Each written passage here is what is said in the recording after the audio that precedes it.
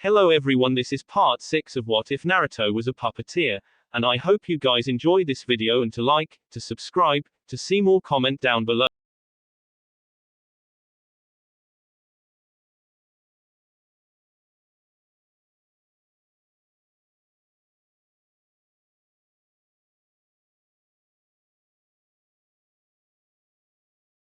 Anybody in the stadium as it poured on the ground relentlessly.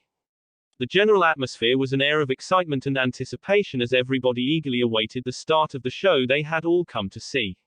Everybody had come for this, from shinobi to merchants, famous to nobles, genin to cage. Every aspect of society was accounted for in some manner, bustling about and chatting in the busy stands. Whether they were here to witness ninja fight for entertainment, or to gain a better idea of who they could be hiring in the future, it didn't matter. They all came for a good show. Something like the weather wouldn't ruin that. Naruto felt as though he could disagree, withdrawn even more into his shapeless gray jacket than normal. The way he used it required it to be open at the front always, and he was getting an unpleasant draft along his practically bare chest. It was something to look into in the future, but for now he put thoughts of the chilly air aside to glance down into the spacious arena set forth for the prospective shunin. It was a large, circular-shaped space with a smattering of trees off to one side and a small stream on the other, but it was mostly just a flat and rather dusty plain. The two combatants stepping up to meet one another didn't seem to notice though, too engrossed in searching the other for weaknesses and vulnerabilities. Naruto had been almost surprised to find he actually arrived at the stadium after Kakashi and Sasuke. Apparently, Sakura's death had rattled his silver-haired shinobi more than Naruto thought, and he was taking things a lot more seriously. The blonde wondered what that said about the Uchiha's training over the last month. Already re-evaluations were going through his mind, but he'd allow the spectacle to unravel before making any hasty judgments. There was no reason why he couldn't enjoy the show between two superb taijutsu users. It might even give him ideas. Hiruzen drew in a deep, calming drag from his pipe, blowing out the gentle white smoke in a vaguely ring shape. He felt it was the duty of all old people that could smoke to learn how to create shapes with the exhale. It helped that he cheated a little, using chakra to mold the smoke before it passed his lips. To demonstrate, he blew out a far more complex spiral, the sight of it drawing his eyes down to a certain hooded blonde waiting patiently in the candidate's box below. "You know that habit's gonna kill you one day, sensei," a familiar voice spoke up, without even bothering to hide his amused tone.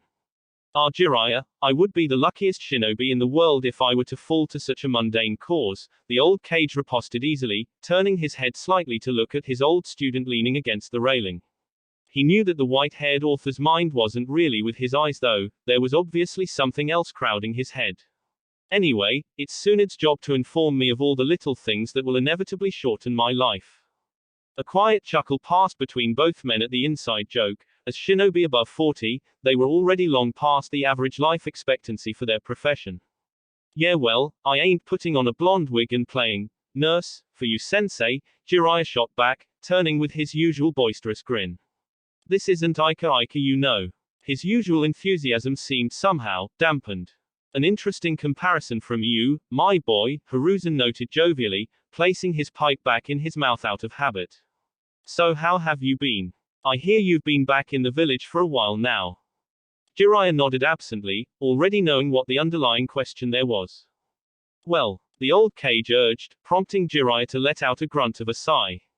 "Nothing," the white-haired pervert finally muttered in a distinctly irritated tone. "Couldn't catch the gaki anywhere. Apparently, he spends most of his time holed up in that apartment of his, but even during the times I've practically camped outside his door he never comes out. Either he's a bigger hermit than I am, or he has some other way of leaving that place," Jiraiya admitted irritably. He was too old for a kid only a few months out of the academy getting one up over him, even unintentionally. "You didn't think to simply knock on his door?" Hiruzen asked innocently, getting a vaguely disgruntled noise for his trouble. "I did. A few times, I even broke in at one point." The kid was asleep. Jiraiya caught the lightly scolding look from his former sensei and only returned it. It was 1 o'clock. Hiruzen continued to stare, making Jiraiya's eye twitch slightly. "In the afternoon. Kid has weirder sleeping habits than most Anbu I've met." Hiruzen continued staring at the white-haired sage, making him give a dismissive wave. "I didn't snoop around much." Puppets, sensei. Really? At that, Hiruzen finally let up, his pipe returning to his mouth as he ruminated for a moment. I had nothing to do with it, I assure you. In fact, it seems to be partly Kakashi's fault. I believe he was trying to inspire Naruto during a particularly trying time. Jiraiya's mild wince did not go unnoticed. However, Naruto seemed to latch onto the idea of puppeteering quite avidly. I can't imagine why, the old man continued sarcastically. Jiraiya could imagine. A young, lonely kid, offered the chance at building his own potential friends. Aren't phases like that supposed to pass pretty quick at that age? Jiraiya offered unhelpfully, only getting a shrug from the older man as he motioned to the boy casually. Apparently not. And with that he returned to his pipe, a serene expression seemingly engraved onto his features. So you decided to stick around then? He asked slowly. It wasn't exactly common for Jiraiya to stay in the village for longer than a week. Yeah, well, I figured if I couldn't train the kid, might as well come and watch him, you know.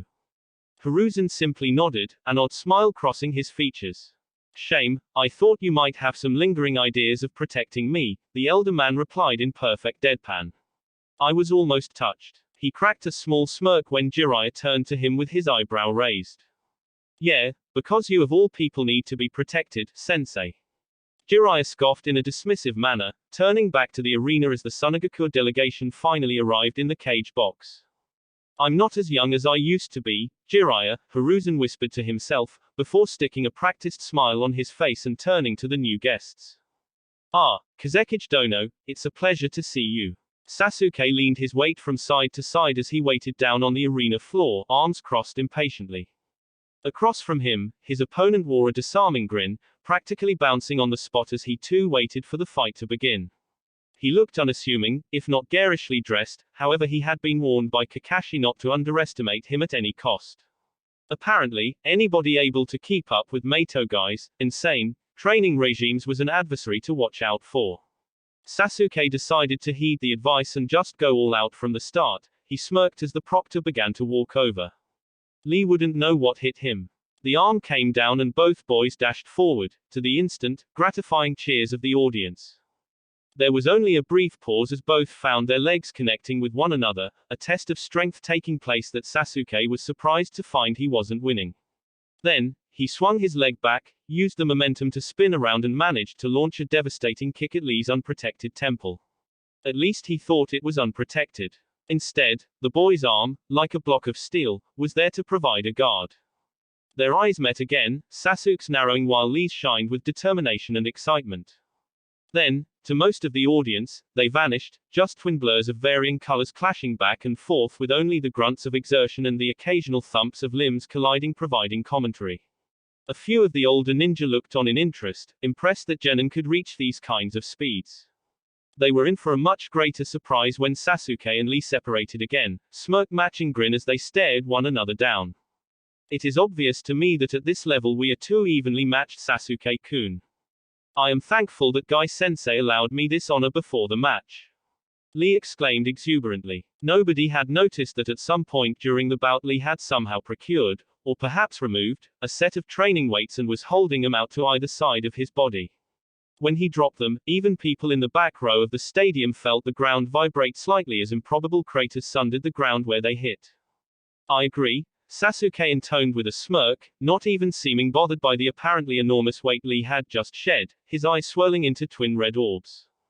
Twin black tomo danced around his pupil, like little black koi swimming in matching pools of blood. Then let us pit our flames of youth against one another until only one of us can stand. Lee finally shouted. A moment later, his entire body simply vanished, at least to the eyes of the civilians, Genin and a few Shunin. Sasuke, with his Sharingan active, could easily make out the boy through his haze of speed, even if his edges were just a bit blurry. Sparring with Kakashi had conditioned his eyes for tracking fast-moving fighters, as well as taking heavy blows like the ones Lee suddenly bombarded him with. While speed and strength were on the spandex-clad boy's side, reactions and planning were on Sasuke's. It was obvious to anybody able to follow the mini-guy that Lee was not used to his intense and sudden speed. His previously crisp and precise movements become sloppier and less coordinated. Obviously unused to his body's newfound capabilities, a form of tunnel vision overcame the Goken user. Sasuke was able to keep up with him, countering and diverting attacks instead of taking them head-on with the help of his Sharingan's mildly predictive abilities. While Lee rushed blindly about the stadium, able to gain improbable angles for his attacks with his impressive speed, Sasuke was able to think. He was mostly staying in the same place, using minimalist movements to subtly shift the battle toward the tree line outside of Lee's notice. It was an obvious manipulation to any observer, but Lee, with his one-track mind, didn't notice a thing. When the trap was finally sprung and tough steel ninja wire seemed to burst from the ground where Sasuke had laid them, he was unprepared. Suddenly Lee was bound to the trunk of a sturdy and thick tree, his arms tightly held at his side so that he had no leverage to use his immense strength. In the meantime, Sasuke had transferred the wires he was holding to his mouth, catching them on his teeth as he gave a victorious smirk. Kafun, Wyuka mo butsu. He called out, words muffled by the steel wire in his mouth. His hands flashed through hand seals until they stopped on Tora. Fire seemed to well up in the dark-haired boy's mouth until it became a bright white, before rushing down the steel wires like they were soaked in oil. Lee only had the opportunity to widen his already large eyes before he had the tree he was tied to turned into a makeshift bonfire. Gasps came from the crowd at the apparently brutal end to the fight. However, they, as well as whatever Lee shouted, were lost in the roar of the orange flames. Sasuke ignored them, holding the technique constantly while counting up to 5 in his head. That was the safety threshold of the technique. Any longer and Lee would likely be fatally injured. As it was, he would have a few nasty burns and might be out of commission for maybe a week or two. Then again, Kakashi had told him that little could keep Guy down, including injuries. If Lee had inherited any of that, the boy would likely be training the very next day. Before he could even reach the third count in his head though, the flames around Lee were suddenly blown outwards, causing Sasuke to wince and let go of the wires in his mouth. FTH gate, Tommen. Lee's voice called out above the roar of the flames, his skin having taken on a bright red hue from head to toe and the pupils of his eyes vanishing entirely, leaving them blank and white. This time the gasps from the crowds came from the Junin and everybody able to recognize just what Lee had done. As it was, Sasuke did not understand what Lee had done, only that by seemingly exertion alone he had blown back his jutsu's flames, leaving his body only mildly singed. What came next would be ingrained in the young Uchiha's memory for years to come. Pain, unending and unbelievable pain erupted all over his body. Lee had been there one moment and then he wasn't. But Sasuke wasn't either, because in a fraction of a second Lee had closed the gap between them and launched the Uchiha into the air with a devastating kick to his chin that, if Sasuke had been completely unprepared for, might have snapped his neck.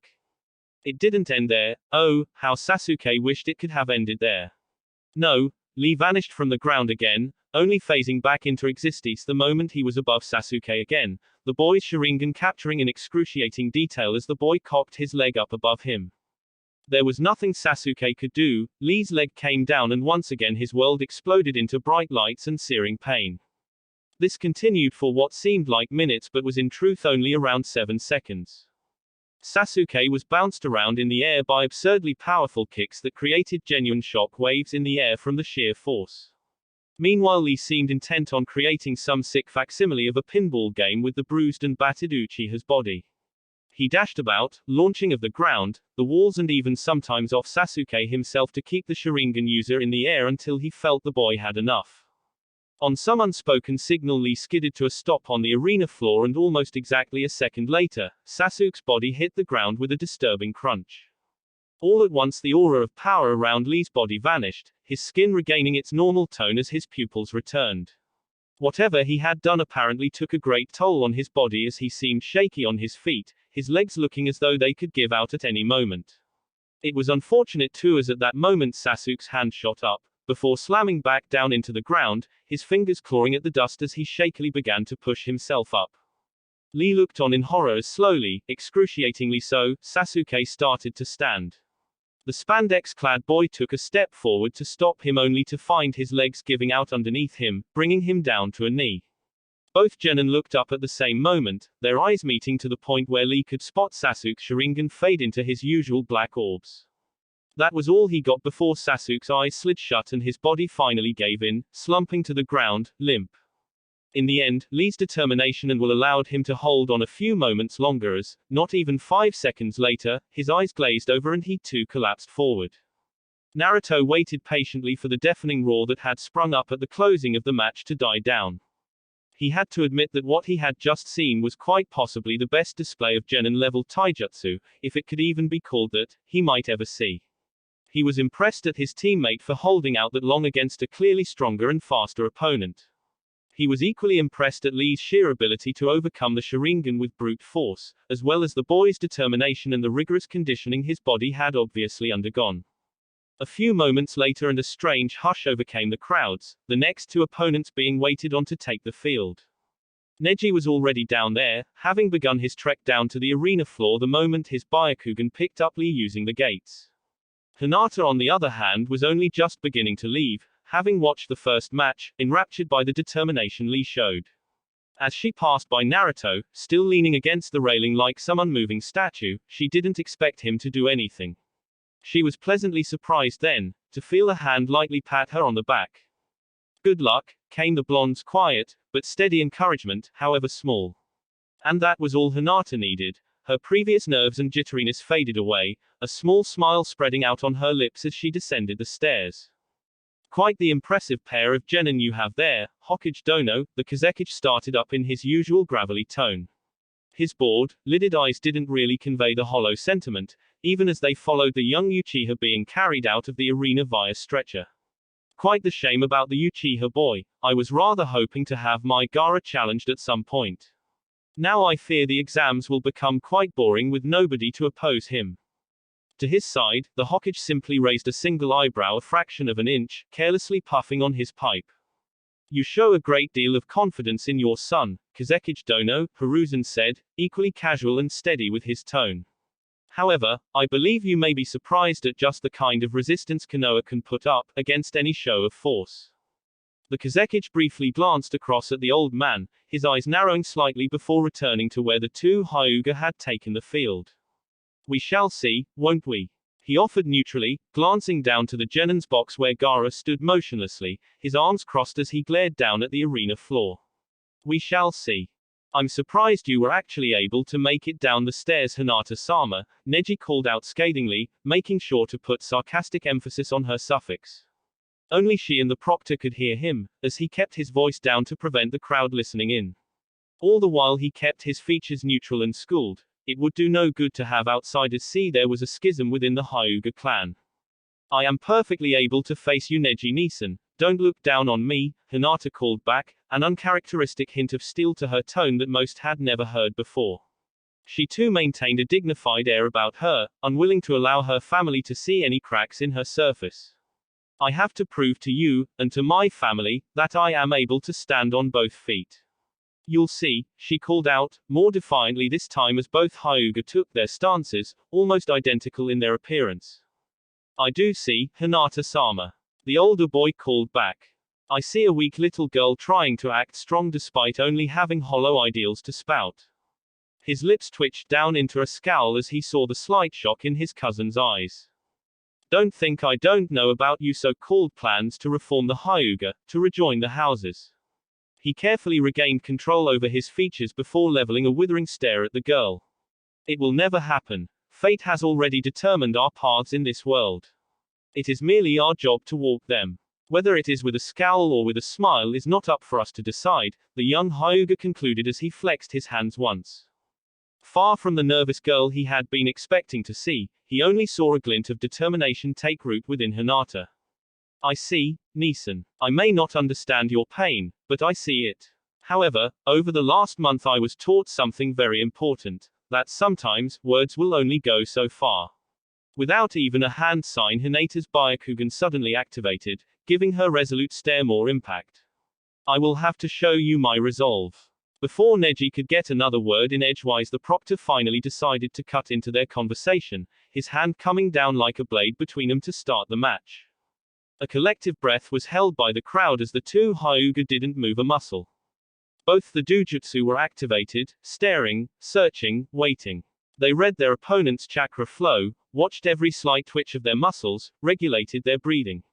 It was Neji who moved first, deciding that with his superior speed there was little Hinata could do. He dashed forward, arms lashing out at speeds almost matching Lee's kicks from earlier. The two-fingered strike was aimed at Hinata's collarbone and inches away from connecting it was slapped away. It was then, as far as the crowd was concerned, that the match began in earnest. They watched enraptured as the two Byakugan users engaged in a beautiful dance-like pattern of back-and-forth strikes. One would lash out, only to be slapped away by the other before using the motion as a lever for a counter-attack, only to be parried in turn. Faint bursts of aquamarine light escaped their fingers with every missed strike as their pace only became more furious and their eyes narrowed further and further. Neither seemed to be getting any kind of advantage over the other as, while Neji seemed faster, Hinata's body flowed around his attacks. What is this bastardization? Neji finally ground out as the two separated their heated engagement for a moment. Those are not the correct forms for the Juken. What have you done? He wasn't out of breath by any means, but his chest was rising and falling faster than at the beginning of the match. Did you think all I learned over this month were simple words of advice, Neeson? Hinata panted out, looking noticeably more strained than her cousin. While she had certainly improved over the training break, Neji was still older, faster and had greater stamina than her. I learned that the Juken is painfully limited when it comes to defending against our own style of attacks. As she spoke, her stance shifted subtly, her forehand lowering slightly as the arm held behind her bent at the elbow ever so slightly. It is rigid, defined and stiff. As you have already seen, a more flowing motion is ideal to defending ourselves. Neji simply sneered at the girl. It is a weakling's attempt at overcoming obstacles too large for anyone to move. Just because you have slightly changed your moves does not mean you will beat me. You won't even land a single strike on my body, he called out defiantly, shifting into the proper stance as his eyes narrowed. The Hyuga need to move forward or we will stagnate. The way we fight is no different, Neeson. Hinata shot back as both Hyuga slowly began to circle one another, getting closer like two astral bodies caught in the inevitable clutches of their own gravity. It matters little, Hinata-sama, because you are within my field of divination. His stance shifted abruptly into something new, something that had more than a few main house members of the Hyuga gasping. Only because you are within my Neeson, Hinata whispered softly, her own stance suddenly changing to imitate Neji's with those same subtle differences. Two palms. Their twin cry rang out through the stadium as they launched forward. 4 palms. They once again called out in perfect unison, lightning-fast strikes being slapped and parried so fast it was hard to tell whose hand was whose. 8 palms. Hinata's arms flowed around her cousins as they began to skirt around one another, their hands still lashing out indiscriminately for the tenketsu of their opponent. 16 palms. Their voices lost their synchronicity as Hinata finally fell behind her cousin's superior speed and strength, looking visibly strained as they flowed around one another like two partners locked in an intricate dance. By now the scuff marks their feet had made in the dust had traced a wide circle around the center of the arena. 32 palms mus. Hinata now looked to be struggling greatly against the onslaught that was her cousin's technique, her movements slowing down while his only seemed to grow faster. She was placed completely on the defensive now, doing everything in her power just to keep her cousin from decimating her. This is what she had been training for. Naruto's strikes were just as swift and incapacitating as these, they came in from much more unpredictable angles, she could do this. 664 palms arg. Hinata couldn't do it. Halfway through her last volley of strikes a blow struck her in the chest out of nowhere, launching her back and finally breaking their confrontation. She landed hard on the dusty floor, groaning lightly as she clutched an arm she had essentially sacrificed to take the brunt of the damage. Angry red marks dotted her pale skin where she knew her tenketsu had been closed, however she had no chance to repair the damage as Neji was already moving forward. Do you see now, Hinata-sama? No matter how we struggle, or complain, or fight against it, fate will always guide us in our path. Neji sneered down derisively, pausing a few feet away to glare at the girl. However, even on the ground, clutching her arm like it was broken, which it might as well have been, Hinata didn't balk. She simply stared right back, defiantly. I too used to believe we were all slaves to our fate, Neeson, that I was doomed to be weak, to have my dream of uniting the clan taken away by the very sister I love so much becoming clan head instead of me. I thought it was inevitable that I too would be branded with the seal, never to be able to dream again. She grunted as she struggled to take a knee before wobbling back to her unsteady feet. I can't believe that anymore, not after watching him struggle through his entire life just to spit in fate's face. Her voice wasn't raised any more than usual, but there was a steely edge to it most wouldn't have recognized as belonging to the usually timid girl. Oh really? And how do you intend to go about defying fate in such a way? With this pitiful trap you managed to set up. He motioned with his hands around him, savoring the look of shock in Hinata's eyes. What, you didn't think I noticed you laying them? He toed the ground, uncovering a small mechanism partially hidden in the dust. Pitiful, to resort to such cheap tricks. He sneered at the girl, surprising the audience by taking a few steps back. I want you to activate it, then maybe you'll understand how futile all this is, how little of a chance you stood to begin with. He smirked victoriously, only to frown as he noticed something flash through Hinata's eyes. There's no such things as cheap tricks for shinobi, Neeson. I learned that this month as well. She tugged back with her middle finger, revealing a razor-thin wire wrapped around it that suddenly glinted in the sunlight. The sound of a mechanism releasing could be heard all throughout the nearly silent arena as the spectators held their breath. Then, all at once, the devices on the ground opened up, revealing small seal arrays on each one. With a puff of smoke, what looked like a small tidal wave of ninja wire rushed out of the seals, spiraling around Neji in an attempt to tie him up. Both Hyuga matched each other's smirks as Hinata took a staggered step forward and Neji crouched low, his body beginning to spin. Not for the first time, more than a few members of the Hyuga let out simultaneous gasps as Neji used a technique he should never have known. Hinata was not among them. She knew this would happen because Naruto had already told her what Neji had spent the month perfecting. She might not have approved of the underhandedness of spying, but she understood Naruto was just like that, refusing to leave any advantage unknown. Sure enough, as Neji span, releasing chakra from all his tenketsu in a precisely controlled manner, a large semi-translucent dome of spinning energy was erected around his body. All the wires were immediately batted away and Neji was left completely unhindered. However, that was not the purpose of the trap. No, that was simply to force Neji to perform the kaitan.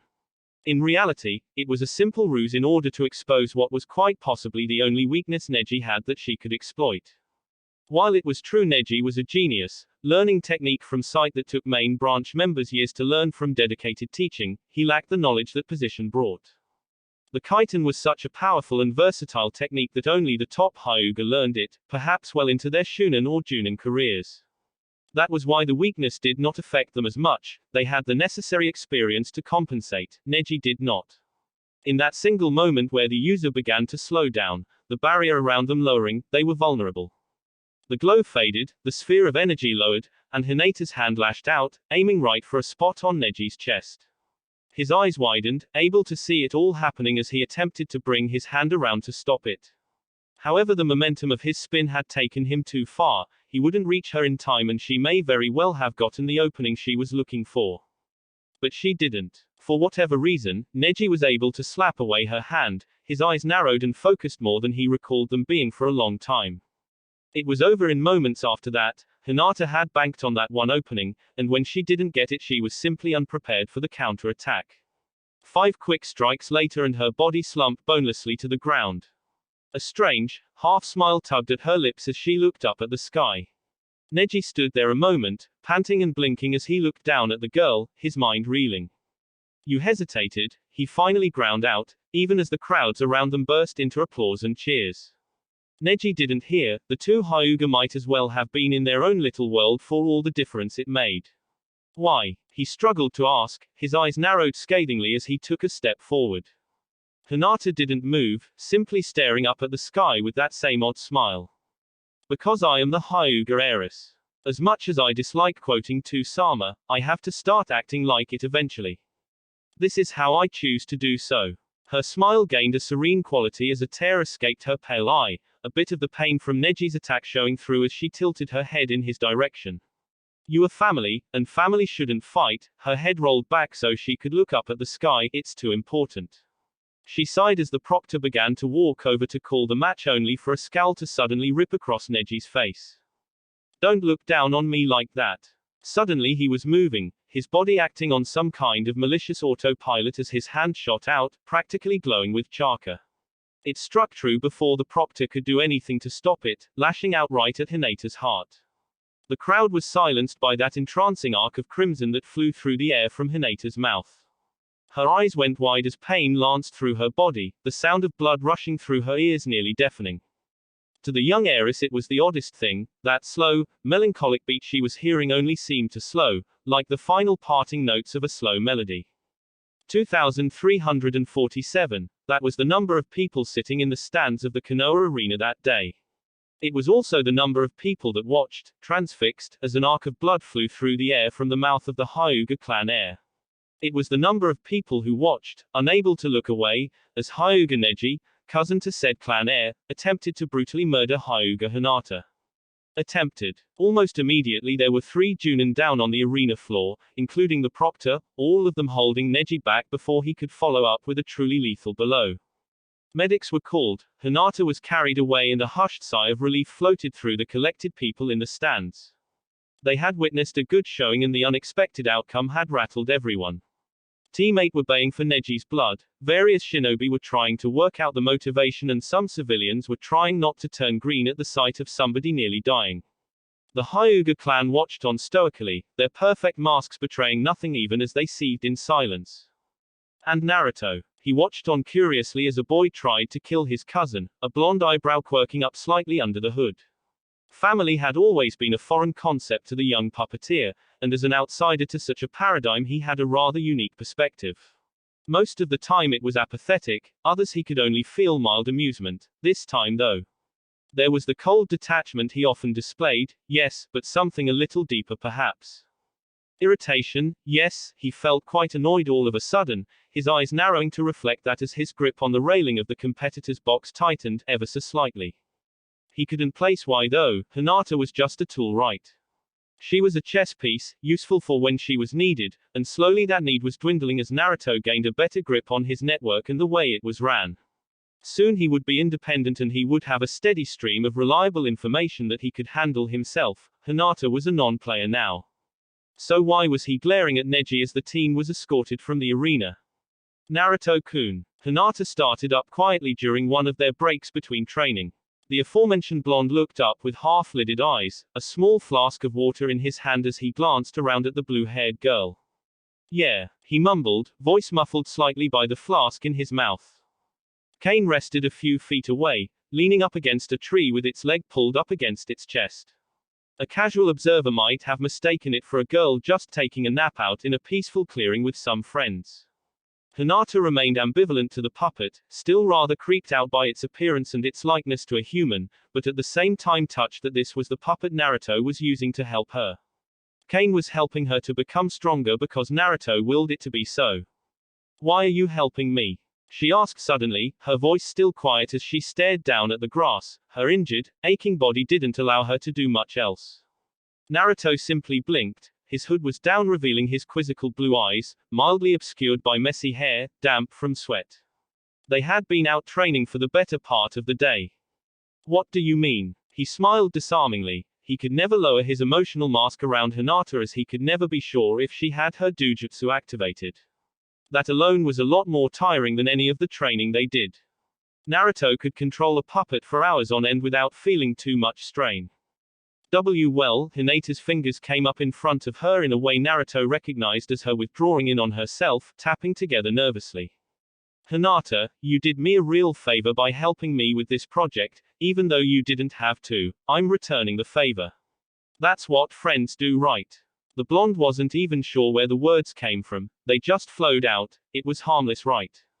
Hinata on the other hand looked a little taken aback, her head snapping up despite her weariness to see Naruto smiling brightly at her. If she hadn't been so tired, she might have noticed it didn't quite reach his eyes. Friends. She tried timidly, as if tasting the word, only to get an encouraging nod from the young puppeteer as he hauled himself to his feet. Sure, we're friends, right? He questioned as a hand suddenly appeared in front of the girl. She looked at it a moment like some kind of alien life form before, smiling timidly and accepting it. As she was pulled up she couldn't help but think about how smooth Naruto's hand was, and oddly cold too. She nearly shrieked in fright as instead of caring blue eyes she only found herself looking into Kane's glassy black orbs. She never even noticed Naruto substitute himself.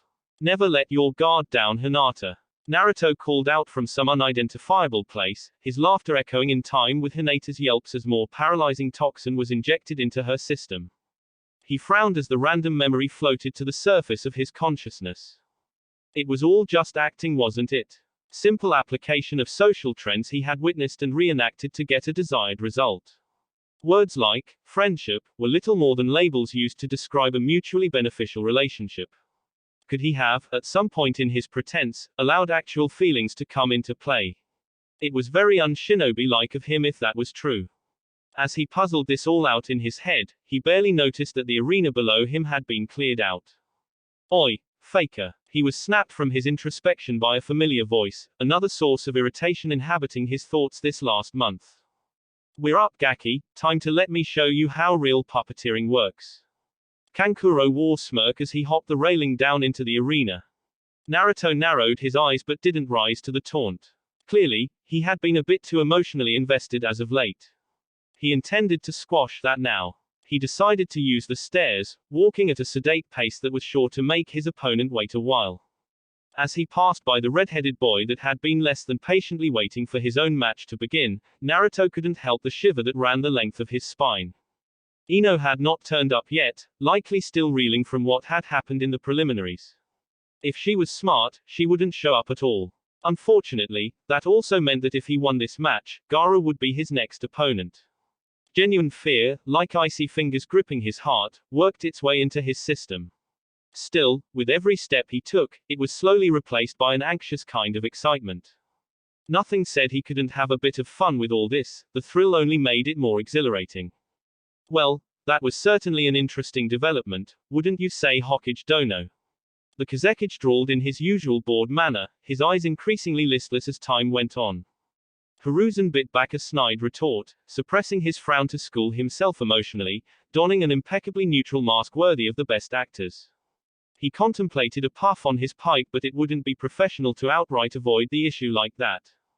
Children and their squabbles, I'm afraid they are only exacerbated by shinobi training, the aged Hokage acquiesced, a playful edge to his tone masking the disappointment in his eyes.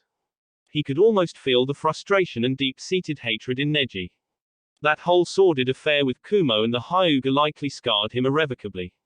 It was a regrettable but necessary course of action at the time, that didn't ease the ache in the old man's heart though. It was one of many.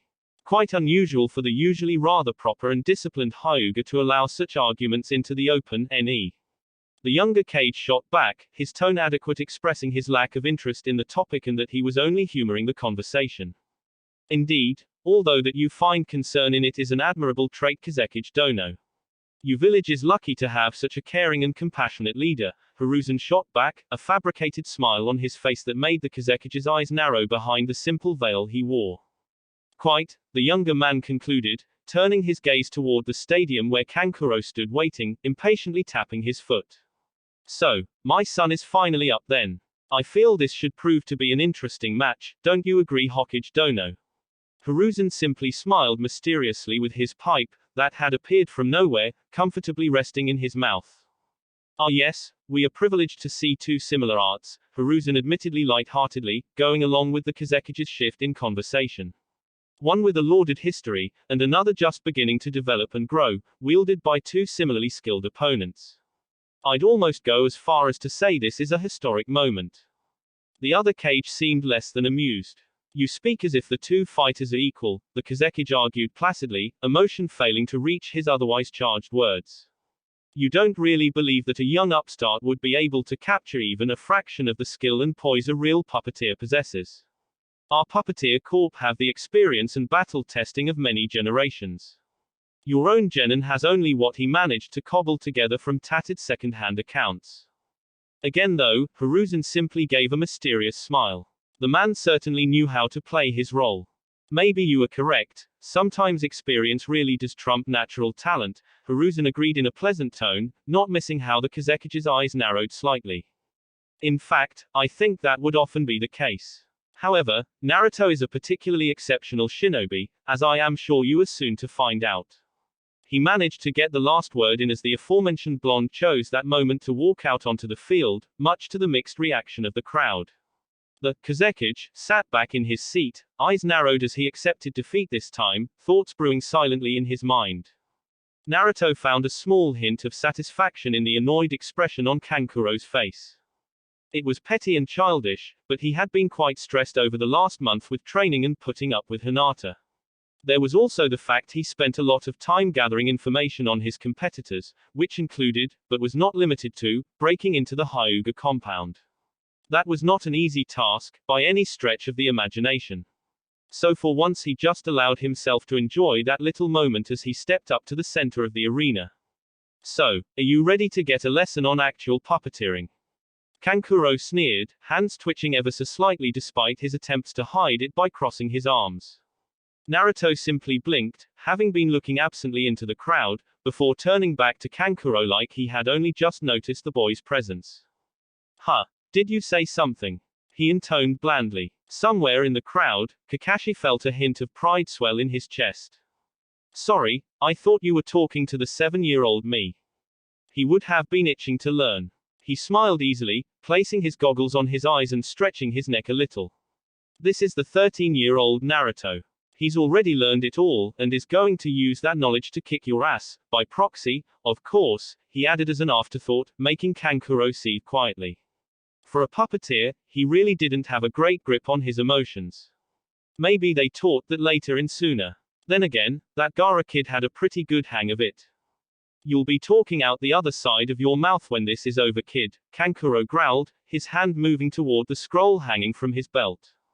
Naruto had noted the conspicuous absence of the boy's large bundle that he had carried around before and assumed he had finally learned the wonderful art of Fuinjutsu. Or at least he had wizened up and had started using it to some degree. Naruto didn't feel the need to continue any kind of banter and simply glanced at the proctor. The man rolled his eyes but nodded nevertheless, his hand coming up as a tense silence fell over the crowd. As soon as the hand fell there was a flurry of action. Both puppeteers reacted at the same time, throwing out scrolls into the air as their positions were enveloped by concealing white smoke. By the time it cleared, Kankuro was safely hidden behind a small rock formation on the other side of the arena. He knew the trees would be too obvious a position. He suspected that would be where Naruto would hide anyway. Leaf Ninja were predictable like that. However, any expectations came to a grinding halt as he realized that Naruto, in fact, had not moved an inch. Oh, are we playing hide and seek now? The blonde called out playfully, scratching his nose in faux innocence as his cold, but hidden blue eyes scanned the scenery. I thought you wanted a puppeteer fight. The Konoha nin continued to taunt, grinning slightly as Ramia coiled around him protectively, her upper body swaying hypnotically. What? Do you lack faith in your ability? Not want to settle this through real skill? Kankuro watched the odd puppet for a moment. It was very different to the one the blonde had used before. It subverted all the expectations he had made about the so-called copycat puppeteer. He certainly hadn't been expecting something that looked so finely crafted. He forced himself not to rise to the taunts, they were an obvious and childish way to get him to reveal his position. Naruto would have to try a lot harder to beat him in the mind games, this was where Suna puppeteers really excelled. Instead, his fingers began the dance as Karasu, previously lying dormant in the trees to further subvert his position, sprang to life. The chattering, fast-moving puppet leapt into action, speeding across the arena like it had invisible wings. Naruto's eyes immediately narrowed at the sight of the disturbing three-eyed construct, his own fingers beginning to move in a flurry. It was true that he may have been rather exposed standing out here in the center of the arena.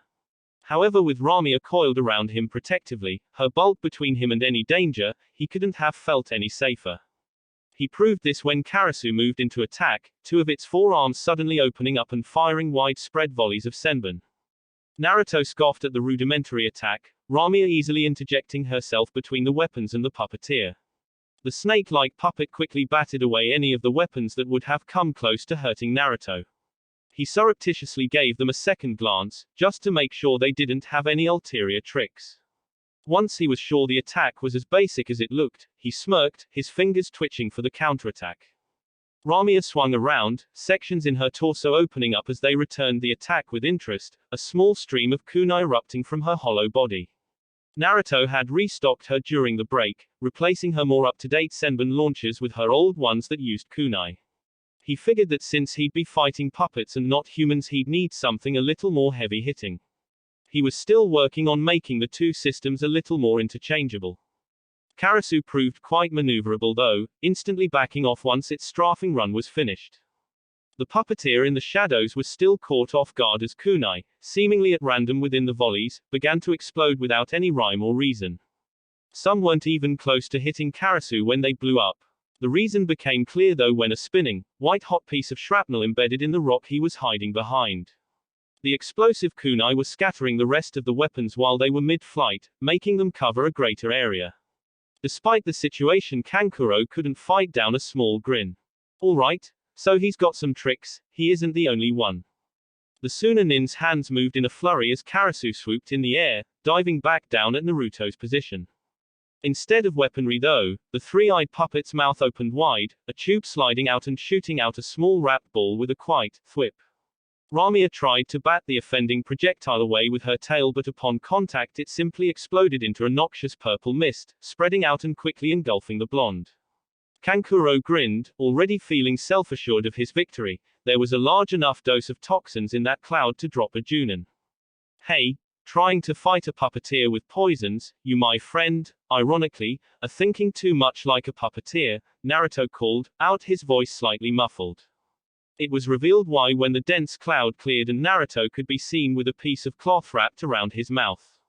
Kankuro narrowed his eyes at the failure only to sigh in his head. At least now he wouldn't have to see the blonde's annoying smirk. That he could just stand out there in the open, mocking what puppeteers stood for, it really got his blood boiling. Naruto grinned as Karasu came in for its next attack run. This time he could really feel the frustration of its creator in its movements.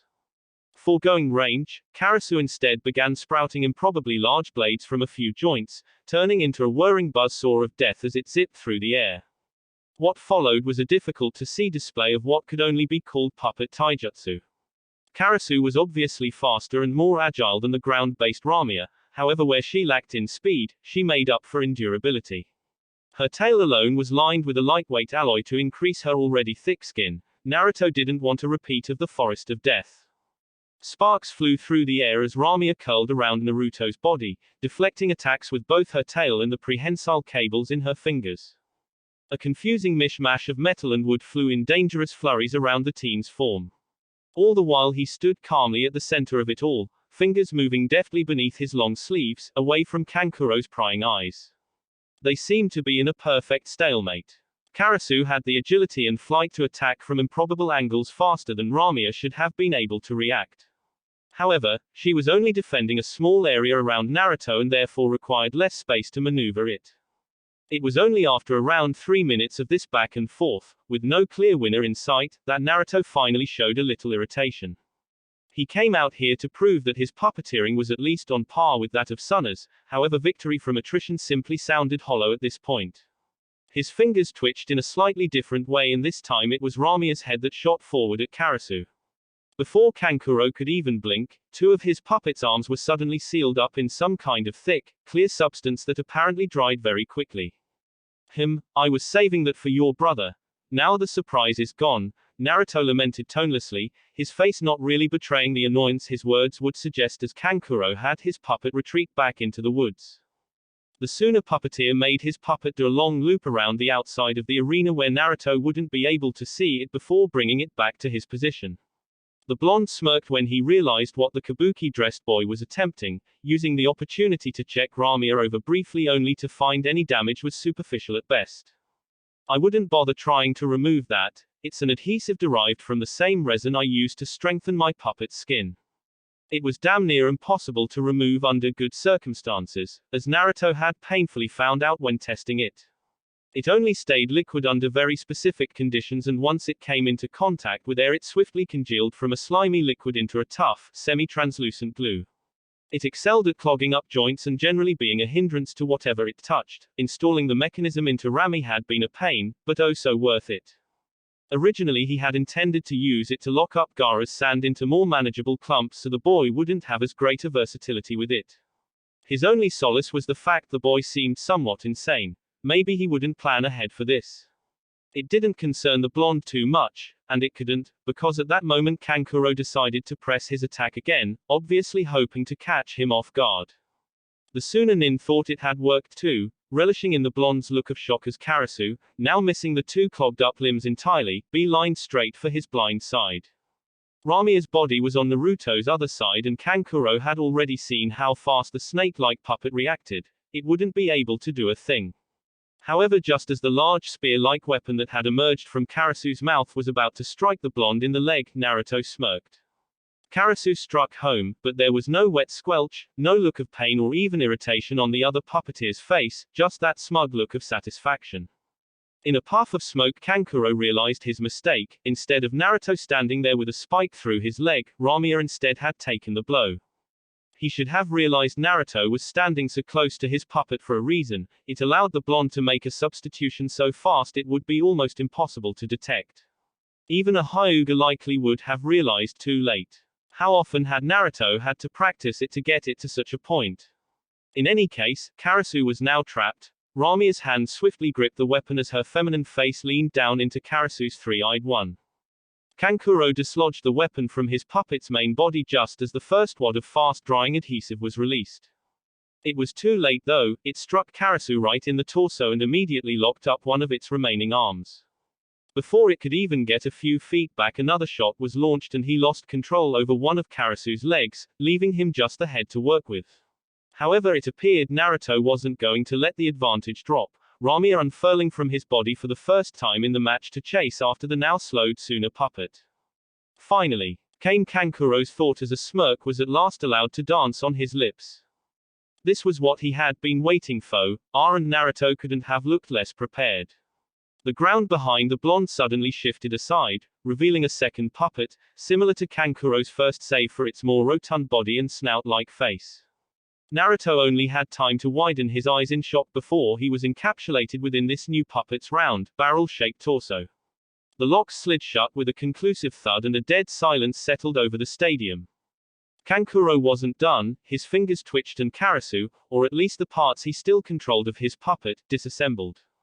The newly freed leg, arm and head flew across the stadium, spikes flailing from their points of connection to the original torso, now lying uselessly on the arena floor. It soon became obvious what Kankuro was doing when the spikes slid perfectly into their slot-like receptacles in his other puppet's body like some twisted Iron Maiden. This time the silence was deafening as the puppet simply stood there, Naruto apparently defeated in a highly gruesome manner.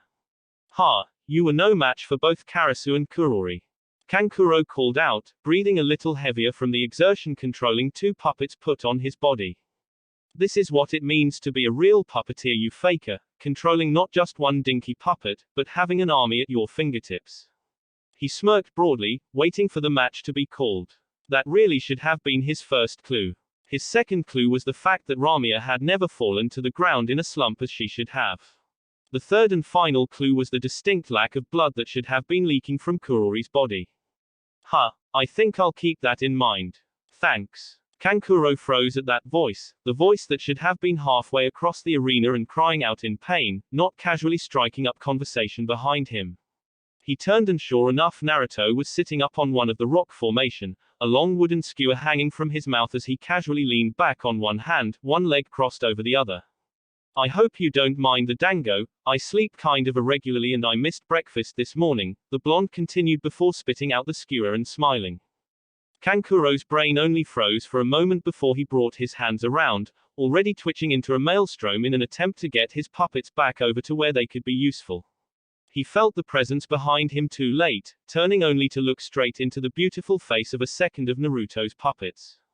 Arakun stared right back, her dark, glassy eyes, all six of them, following Kankuro as he started back in fright. But it was too late, she quickly grabbed his arms and lifted him up. What is this thing?" Kankuro started in fear as Arakun's perpetually smiling mouth suddenly opened up, unhinging in a biologically impossible manner.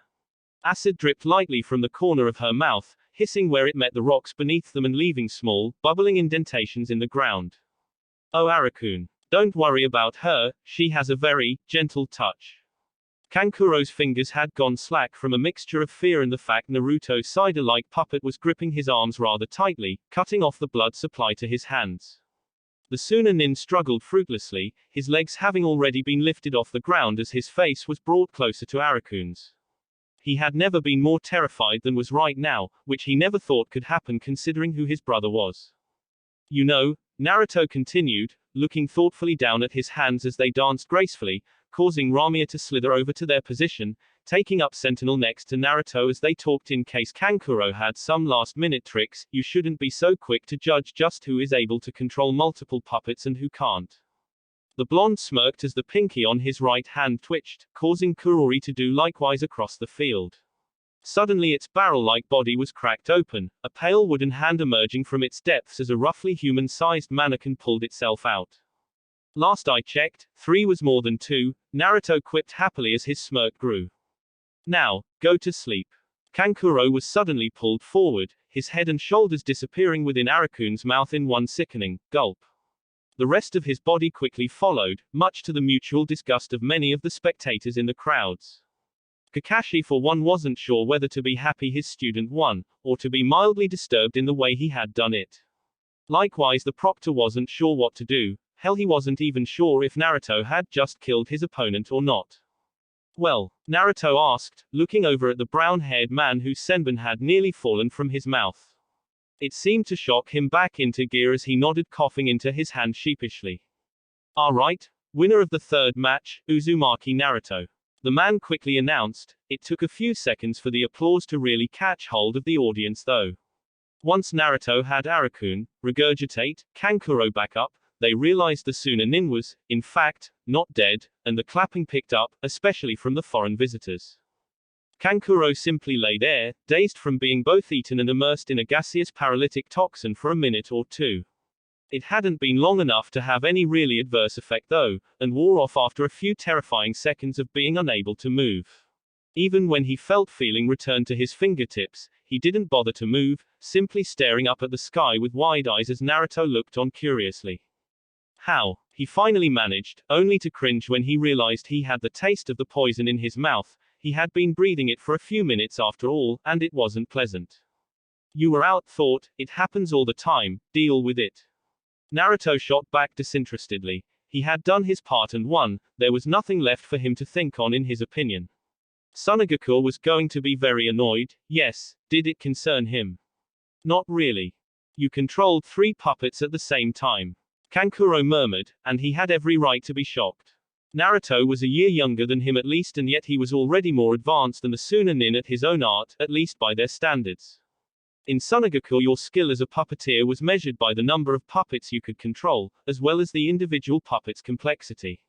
From what he had seen, the snake and the spider puppets had been more than just a little complex. Hell, Arakun had just eaten him. If it helps, Naruto sighed with a frown, looking over to where Dami was limping pathetically towards him. This one really doesn't count. The poor puppet had taken a real beating inside Kankuro's trap. Naruto was really glad it wasn't him. Well, it had never been him considering the blonde had been hiding in the forest section of the stadium the entire time, but that was beside the point. I mean, I basically grew up with this puppet, he was my first successful combat construct. At this point Naruto could easily control Dami with 2 or 3 fingers, and when he had to move as little as he had been in the center of the arena, 1 was more than enough. You really built all these puppets yourself, huh?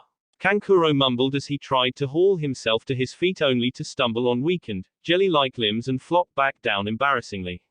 At that Naruto looked over in surprise, he was just about to turn and leave the stadium but paused. You mean to say you didn't? He asked incredulously, realizing they were probably holding up the next match, but not finding it in him to care. Ino wasn't even here anyway. Kankuro just shook his head as he attempted to get up again only to be surprised as he found a hand wrapping around his wrist and hauling him to his feet. The crowd seemed confused about why Naruto was helping Kankuro up, and so was the boy in question.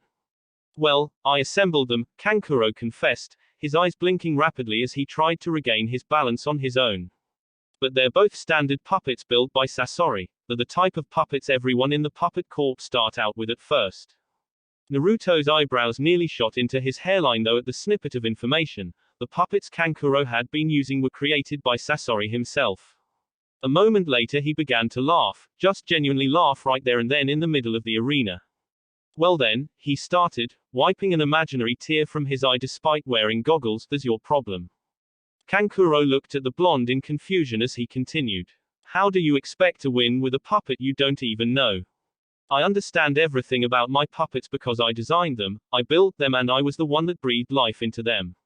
Every mistake I made is carved into my skin and every success is carved into theirs. Puppeteering isn't about controlling them, it's about symbiosis. He smirked, patting Ramia on the back as he shook his head. Damn, I thought Suna was supposed to be the authority on puppets, and here I am schooling you on such a fundamental thing. Well, fundamental to Naruto anyway. He was thrown into a black and white, succeed or fail, scenario from a young age.